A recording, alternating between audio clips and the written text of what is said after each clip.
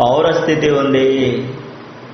ఈ భూమి మీద మనము భారతీయులము కదా, అలాగా మన పౌరస్థితి మరి ఎక్కడుంది అంటే పరలోకమందు మన పౌరస్థితి మనం కలిగి ఉన్నాం. మన పేర్లు పరలోకమందు ఉన్నాయి. పరలోకములో ఉన్న జీవ గ్రంథములో మన పేర్లు రాయబడి ఉన్నాయి.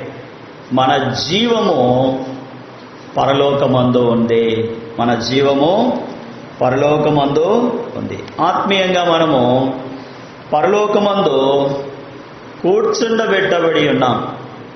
పరలోకమందు ఏమై ఉన్నాం? మనము కూర్చుండబెట్టబడి ఉన్నాం.